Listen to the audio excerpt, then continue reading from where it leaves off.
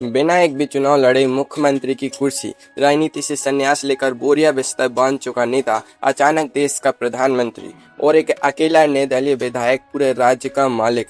जी हाँ भाई साहब, ये भारतीय राजनीति है। यहाँ कब किसकी अंधाधुंध लॉटरी लग जाए बड़े बड़े राजनीतिक पंडित भी नहीं जानते। आज बात होगी उन 10 मुकद्दर के सिकंदरों की जिन्होंने ऐसा पासा पलटा कि बड़े बड़े सूरमा कुर्ता पायजामा प्रेस कराकर मुंह ताकते रह गए। आसमान में उड़ने वाला पायलट सीधे पीएम की गद्दी पर कैसे बैठा। विधायक दल की बैठक में सबसे पीछे छुपा बैक बेंचर अचानक सूबे का राजा कैसे बना। और दो बड़े पहलवानों की सिर फुटबॉल में तीसरे सीधे साधे चेहरे की लॉटरी कैसे खुली। आज सब सच सामने आएगा। सत्ता की इस भयंकर लड़ाई के ऐसे शॉकिंग फैक्ट जो आपने कभी नहीं सुने होंगे। पलक झपकते ही खेल पलटने वाला है। एक सेकंड भी स्किप मत करना। सीधे आते हैं नंबर 10 पर। नंबर 10 पर आते हैं तीरथ सिंह रावत जी। उत्तराखंड की राजनीति भी भाई साहब बड़ी ही निराली है। यहाँ कब किसकी कुर्सी खिसक जाए और किसकी लॉटरी लग जाए भगवान भी नहीं जानते। साल 2021 में उत्तराखंड के तत्कालीन मुख्यमंत्री की कुर्सी डगमगा रही थी। मीडिया वाले अपने अपने टीवी स्टूडियो में कैमरे चमकाकर बैठ चुके थे। बड़े बड़े राजनीतिक पंडित अपनी पोथी खोलकर कयास लगा रहे थे कि आपकी बार देहरादून की गद्दी पर कौन बैठेगा। कोई बड़े मंत्री जी का नाम ले रहा था तो कोई पुराने दिग्गज का। दिल्ली से बड़े बड़े नेता पर्यवेक्षक बनकर देहरादून पहुंचे। एक आलीशान कमरे में विधायक दल की बैठक शुरू हुई। सब नेता अपनी अपनी कोटियां सेट कर रहे थे, लेकिन जैसे ही आलाकमान का वो जादुई लिफाफा खुला तो उसमें से नाम निकला तीरथ सिंह रावत जी का। यकीन मानिए, तीरथ सिंह रावत जी खुद उस बैठक में सबसे पीछे वाली लाइन में बड़े ही शांत स्वभाव से बैठे थे। उन्होंने सपने में भी नहीं सोचा था कि आज उनके ग्रह नक्षत्र इस कदर बदलने वाले हैं। इसे कहते हैं बिल्ली के भाग्य से छींका फूटना। जो बड़े बड़े महारथी सुबह से कुर्ता पायजामा प्रेस करवा कर तैयार बैठे थे वो मुँह ताकते ही रह गए। तीरथ सिंह रावत जी सीधे उत्तराखंड के मुख्यमंत्री बन गए।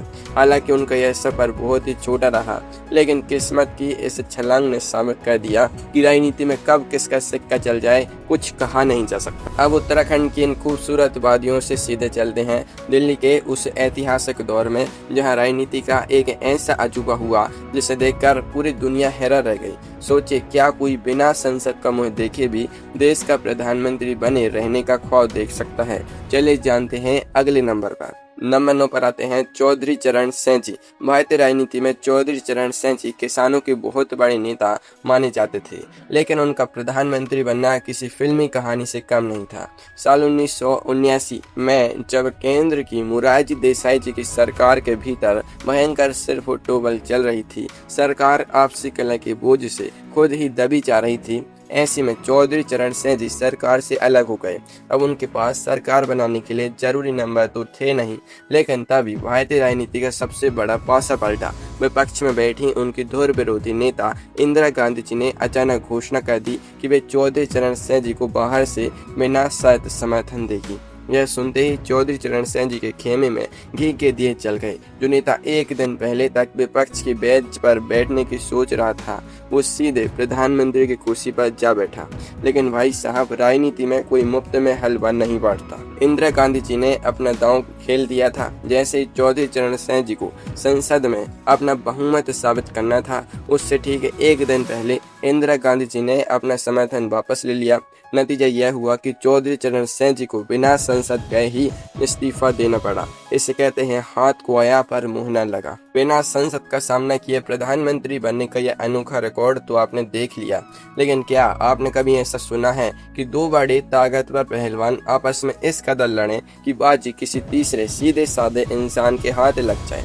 चलिए आपको मिलाते हैं अगले नंबर के नेता से। नंबर 8 पर आते हैं आई के गुजराल जी। साल 1997 का वो दौर याद कीजिए जब देश में गठबंधन सरकारों का मौसम चल रहा था। HD देवेगौड़ा जी की सरकार अचानक गिर चुकी थी और देश पर नए चुनाव का खतरा मंडरा रहा था। कोई भी पार्टी तुरंत चुनाव में जाने का जोखिम नहीं उठाना चाहती थी, इसलिए तीसरे मोर्चे के तमाम बड़े छत्र दिल्ली में एक कमरे में इकट्ठा हुआ। प्रधानमंत्री पद की रेस में लालू प्रसाद यादव जी और मुलायम सिंह यादव जी जैसे भारी भरकम नेता अपनी पूरी ताकत झोंक रहे थे। दोनों ही नेता एक दूसरे के नाम पर अड़ गए।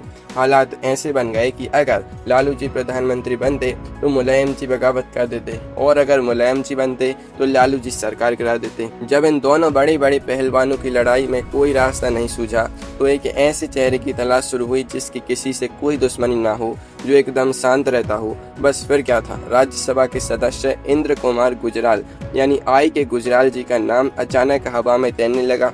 गुजराल जी का खुद का कोई बड़ा राजनीतिक जनाधार नहीं था, लेकिन उनकी यही कमजोरी उस वक्त उनकी सबसे बड़ी ताकत बन गई। दोनों गुटों ने मिलकर उनके नाम पर मुहर लगा दी और वे रातों रात देश के 12वें प्रधानमंत्री बन गए। इसे कहते हैं दिग्गजों की लड़ाई में सीधे प्रधानमंत्री की कुर्सी मिलना। दिग्गजों की आपसी लड़ाई का फायदा उठाकर दिल्ली की गद्दी हासिल करने का यह खेल तो बहुत पुराना है, लेकिन चलिए आपको लेकर चलते हैं साल 2023 के राजस्थान में, जहां एक ऐसी पर्ची खुली जिसने बड़े बड़े धुरंधरों के पसीने छोड़ा दिए। नंबर 7 पर आते हैं भजन लाल शर्मा जी। साल 2023 के राजस्थान विधानसभा चुनाव में जब बीजेपी को प्रचंड बहुमत मिला तो जयपुर से लेकर दिल्ली तक सिर्फ 3-4 बड़े नामों की ही गूंज सुनाई दे रही थी। पूर्व मुख्यमंत्री से लेकर बड़े बड़े सांसद तक अपनी दावेदारी मजबूत करने के लिए दिल्ली के चक्कर काट रहे थे। हर न्यूज चैनल पर उन्हीं दिग्गजों की तस्वीरें चल रही थीं। विधायक दल की बैठक बुलाई गई जहां मंच पर बड़े बड़े नेता विराजमान थे। भजन लाल शर्मा जी उस वक्त पहली बार संगने सीट से विधायक चुनकर आए थे। वे संगठन के आदमी थे, इसलिए बैठक में बड़ी शालीनता से सबसे पीछे वाली कतार में बैठकर नेताओं के भाषण सुन रहे थे। तभी दिल्ली से आए पर्यवेक्षक ने जेब से एक पर्ची निकाली और माइक पर नाम पुकारा, भजन लाल शर्मा जी। यह नाम सुनते ही हॉल में सन्नाटा छा गया। जो दिग्गज नेता सुबह से अपनी जीत के बड़े बड़े दावे कर रहे थे, उनके चेहरों की हवाइयां उड़ गईं। खुद भजन लाल शर्मा जी को कुछ सेकंड के लिए यकीन नहीं हुआ कि यह उन्हीं का नाम है। पहली बार का विधायक सीधे राजस्थान जैसे बड़े राज्य का मुख्यमंत्री बन जाए, ऐसा तो सिर्फ मुकद्दर का सिकंदर ही कर सकता है। इसे कहते हैं बहती गंगा में हाथ धोना नहीं, बल्कि सीधे गंगा को अपने घर ले आना। पहली बार विधायक बनकर सीधे मुख्यमंत्री की कुर्सी पर बैठने का यह जादुई करिश्मा तो आपने देख लिया, लेकिन देश की राजनीति में एक ऐसा भी नेता है जिसने बिना कोई चुनाव लड़े सीधे एक बड़े राज्य की कमान संभाल ली थी। कौन है वो नेता, चलिए आगे देखते हैं। नंबर 6 पर आते हैं नरेंद्र मोदी जी। आज भले ही नरेंद्र मोदी जी देश के सबसे ताकतवर और लोकप्रिय नेता हैं, लेकिन उनके सफर की शुरुआत में भी किस्मत का एक बहुत बड़ा मोड़ आया था। साल 2001 तक नरेंद्र मोदी जी ने अपने पूरे जीवन में कभी कोई पंचायत, विधानसभा या लोकसभा का चुनाव नहीं लड़ा था। वे सिर्फ बीजेपी संगठन के भीतर बैक स्टेज रहकर काम संभालते थे, रणनीतियां बनाते थे और टीवी डिबेट्स में पार्टी का पक्ष रखते थे।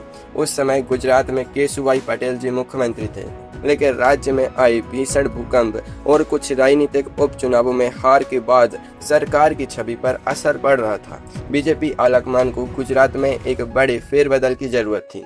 अचानक दिल्ली से नरेंद्र मोदी जी को बुलावा आया। तत्कालीन प्रधानमंत्री अटल बिहारी वाजपेयी जी ने उन्हें सीधे गुजरात जाकर कमान संभालने को कहा। नरेंद्र मोदी जी ने बिना किसी प्रशासनिक अनुभव के और बिना विधायक रहे सीधे गुजरात की मुख्यमंत्री पद की शपथ ली। राजनीति की भाषा में इसे सीधे पैराशूट एंट्री कहते हैं। बिना चुनाव लड़े सीधे सूबे के मुखिया की कुर्सी पर बैठ जाना उनकी राजनीतिक किस्मत का वो टर्निंग पॉइंट था जिसने आगे चलकर देश का इतिहास ही बदल दिया। बिना चुनाव लड़े सीधे राज्य के मुख्यमंत्री की कुर्सी हासिल करने की यह कहानी तो बेमिसाल थी, लेकिन अब अपने दिल की धड़कनें थाम लीजिए, क्योंकि अब हम उस दौर की बात करने जा रहे हैं जब एक मुख्यमंत्री अपने राज्य में आराम से सरकार चला रहा था और अचानक उसे दिल्ली से फोन आता है कि भाई साहब कल आपको देश का राजा बनना है। नंबर 5 पर आते हैं एच.डी. देवेगौड़ा जी। साल 1996 के लोकसभा चुनाव के नतीजे आ चुके थे और देश की संसद बिल्कुल त्रिशंकु हो चुकी थी। बीजेपी ने सरकार बनाई, लेकिन बहुमत न होने के कारण वो सिर्फ 13 दिन ही चल सकी। इसके बाद कांग्रेस के समर्थन से गैर बीजेपी दलों ने मिलकर यूनाइटेड फ्रंट का गठन किया। अब सबसे बड़ा सवाल यह था कि प्रधानमंत्री कौन बनेगा। पहले वामपंथी नेता ज्योति बसु जी का नाम लगभग तय हो चुका था, लेकिन उनकी पार्टी ने मना कर दिया और वह पीएम नहीं बन पाए। इसके बाद देश के पूर्व प्रधानमंत्री वी.पी. सिंह जी के पास लोग पहुंचे, लेकिन उन्होंने साफ मना कर दिया और दिल्ली छोड़कर चले गए। लालू प्रसाद यादव जी भी रेस में थे, लेकिन उनके नाम पर बाकी दल राजी नहीं थे। दिल्ली में जब यह सारा नाटक चल रहा था, तब एच.डी. देवेगौड़ा जी कर्नाटक के मुख्यमंत्री के रूप में बेंगलुरु में आराम से अपनी सरकार चला रहे थे। अचानक उनके पास दिल्ली से बुलावा आया कि आप तुरंत चार्टर्ड प्लान से दिल्ली पहुंचे। देवेगौड़ा जी दिल्ली आए और उन्हें सीधे देश का प्रधानमंत्री घोषित कर दिया गया। खुद देवेगौड़ा जी ने कभी सपने में नहीं सोचा था कि वे इतनी जल्दी देश की सबसे बड़ी गद्दी पर बैठ जाएंगे। एक मुख्यमंत्री का अचानक देश का प्रधानमंत्री बन जाना तो समझ आता है, लेकिन अब बात करते हैं आधुनिक भारतीय राजनीति के उस सबसे बड़े अजूबे की जिसने पूरे देश के राजनीतिक पंडितों के होश उड़ा दिए थे, जब बड़ी बड़ी पार्टियां एक चेहरे के सामने नतमस्तक हो गई थी। नंबर 4 पर आते हैं मधु कोड़ा जी। साल 2006 का झारखंड याद कीजिए, जहां राजनीति का एक ऐसा तमाशा हुआ जो आज भी लोगों को हैरान कर देता है। झारखंड की 81 सदस्यों वाली विधानसभा में बीजेपी और कांग्रेस समर्थित यूपीए गठबंधन के बीच कांटे की टक्कर थी। जोड़ तोड़ की राजनीति अपने चरम पर थी। इस उथल पुथल के बीच मधु कोड़ा जी एक निर्दलीय विधायक के रूप में चुनाव जीत कर आए थे। वे किसी भी राजनीतिक दल के सिंबल पर नहीं लड़े थे। अर्जुन मुंडा जी की सरकार गिरने के बाद यूपीए गठबंधन को सरकार बनानी थी, लेकिन संकट यह था कि अगर जेएमएम का कोई नेता सीएम बनता तो आरजेडी नाराज हो जाती, और अगर कांग्रेस का कोई बनता तो छोटे दल सरकार गिराते थे। सरकार के इस भयंकर भूख के बीच एक अनोखा समझौता हुआ। तय हुआ कि सांप भी मर जाए और लाठी भी न टूटे। बड़ी बड़ी पार्टियों के बड़े बड़े दिग्गजों ने अपने घुटने टेक दिए और एक निर्दलीय विधायक यानी मधु कोड़ा जी को झारखंड का मुख्यमंत्री बना दिया गया। इतिहास गवाह है कि बिना किसी पार्टी के सिंबल के, सिर्फ अपनी किस्मत और गठबंधन की मजबूरियों के दम पर सीधे मुख्यमंत्री की कुर्सी पर बैठ जाना ही असली मुकद्दर का सिकंदर होना है। एक अकेले निर्दलीय विधायक का पूरे राज्य पर राज करने का यह किस्सा तो गजब का था, लेकिन अब मिलिए उस नेता से जो राजनीति से पूरी तरह ऊब चुका था। अपना सारा सामान बोरिया बिस्तर में पैक करके संन्यास लेने जा रहा था, लेकिन किस्मत ने ऐसी पलटी मारी कि वो सीधे पीएम हाउस पहुंच गया। नंबर 3 पर आते हैं पीवी नरसिम्हा राव जी। साल 1991 में पीवी नरसिम्हा राव जी की उम्र 70 साल हो चुकी थी। वे अस्वस्थ चल रहे थे और राजनीति से पूरी तरह संन्यास लेने का मन बना चुके थे। उन्होंने बाकायदा दिल्ली का अपना सरकारी बंगला खाली कर दिया था, अपनी सारी किताबें और सामान पैक करके आंध्र प्रदेश भेजने की तैयारी कर ली थी। उन्होंने 1991 का लोकसभा चुनाव भी नहीं लड़ा था, लेकिन तभी नियति ने एक बहुत बड़ा और दुखद मोड़ लिया। चुनाव प्रचार के दौरान ही राजीव गांधी जी की हत्या हो गई। पूरे देश में शोक की लहर दौड़ गई और कांग्रेस पार्टी के सामने अचानक नेतृत्व का एक बहुत बड़ा शून्य पैदा हो गया। सोनिया गांधी जी ने राजनीति में आने से साफ इनकार कर दिया। अब पार्टी को चलाने के लिए एक ऐसे तजुर्बेकार और बुजुर्ग नेता की जरूरत थी जो सबको साथ लेकर चल सके। लेकिन संकट के समय में अचानक पीवी नरसिम्हा राव जी का नाम सामने आया। जो नेता राजनीति को अलविदा कहकर अपने घर लौटने वाला था, उसे कांग्रेस पार्टी का अध्यक्ष बनाया गया और चुनाव के बाद वे सीधे देश के प्रधानमंत्री बन गए। उन्होंने न सिर्फ देश की कमान संभाली, बल्कि देश की अर्थव्यवस्था का चेहरा भी हमेशा के लिए बदल दिया। संन्यास लेने जा रहे नेता के देश के प्रधानमंत्री बनने की दास्तान तो अद्भुत थी, लेकिन अब हम बात करेंगे उस ऐतिहासिक पल की जब पूरी दुनिया मान चुकी थी कि देश की कमान एक बहुत बड़े राजनीतिक घराने के हाथ में जाने वाली है। लेकिन तभी एक अंतरात्मा की आवाज ने सब कुछ बदल कर रख दिया। नंबर 2 पर आते हैं डॉक्टर मनमोहन सिंह जी। साल 2004 के लोकसभा चुनाव के नतीजे जब सामने आए तो वह कांग्रेस और यूपीए के लिए एक बहुत बड़ी जीत थी।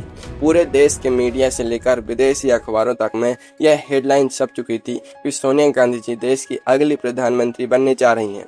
राष्ट्रपति भवन में शपथ ग्रहण समारोह की तैयारियां शुरू हो चुकी थीं। वीआईपी मेहमानों के लिए पास बांटे जा रहे थे और सुरक्षा के कड़े इंतजाम हो चुके थे। लेकिन ऐन वक्त पर कांग्रेस संसदीय दल की बैठक में सोनिया गांधी जी ने एक ऐसा धमाका किया जिसने सबको शून्य कह दिया। उन्होंने साफ कह दिया कि वे प्रधानमंत्री का पद नहीं संभालेंगी और उन्होंने अपनी अंतरात्मा की आवाज पर डॉक्टर मनमोहन सिंह जी का नाम आगे बढ़ा दिया। डॉक्टर मनमोहन सिंह जी एक बेहद शांत अर्थशास्त्री थे जो राजनीति की उठापटक से हमेशा दूर रहते थे। वे राजनीतिज्ञ से ज्यादा एक टेक्नोक्रेट थे।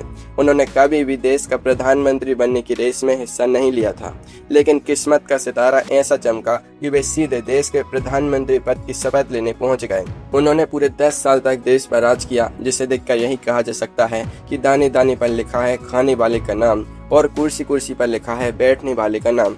डॉक्टर मनमोहन सिंह जी की किस्मत के इस बड़े यूटर्न के बाद अब वक्त आ चुका है उस नंबर 1 नेता के बारे में जानने का, जिसकी कहानी सुनकर आज भी लोगों के रोंगटे खड़े हो जाते हैं। एक ऐसा इंसान जो जमीन की राजनीति से दूर आसमान की ऊंचाई में उड़ रहा था, लेकिन एक झटके में वो देश का सबसे बड़ा राजा बन गया। नंबर 1 बनाते हैं राजीव गांधी जी। नेहरू गांधी परिवार से ताल्लुक रखने के बावजूद राजीव गांधी जी को राजनीति के कीचड़ में उतरने का रात्रि भर भी शौक नहीं था। वे इंडियन एयरलाइंस में एक पेशेवर पायलट के तौर पर अपनी नौकरी कर रहे थे और अपनी निजी जिंदगी में बेहद खुश थे। इंदिरा गांधी जी के राजनीतिक वारिस उनके छोटे भाई संजय गांधी थे, जो पूरे दमखम के साथ राजनीति संभाल रहे थे। लेकिन साल 1980 में एक विमान हादसे में संजय गांधी जी का अचानक निधन हो गया। उसके बाद इंदिरा गांधी जी ने भावुक होकर राजीव गांधी जी को राजनीति में आने के लिए राजी किया। राजीव गांधी जी ने राजनीति ज्वाइन तो कर ली, लेकिन वो तब भी सत्ता के शीर्ष से काफी दूर थे। असली भूचाल आया 31 अक्टूबर 1984 को, जब देश के प्रधानमंत्री इंदिरा गांधी जी की उनके ही आवास पर दुखद हत्या कर दी गई। पूरा देश दंगों और शोक की आग में झुलस रहा था। कांग्रेस पार्टी के भीतर और सरकार में अचानक इतना बड़ा संकट खड़ा हो गया कि किसी को समझ नहीं आ रहा था कि देश को इस तूफान से कौन निकालेगा। ऐसी नाजुक और गंभीर हालात में वरिष्ठ नेताओं की सलाह पर राजीव गांधी जी को उसी शाम देश के प्रधानमंत्री पद की शपथ दिलाई गई। एक ऐसा युवा जो कुछ साल पहले एक हवाई जहाज उड़ा रहा था, वो अचानक परिस्थितियों के चक्रव्यूह के कारण सीधे दुनिया के सबसे बड़े लोकतंत्र का प्रधानमंत्री बन गया। राजनीति के इतिहास में अचानक और इतने बड़े पद पर बैठने वाला कोई दूसरा मुकद्दर का सिकंदर नहीं हुआ।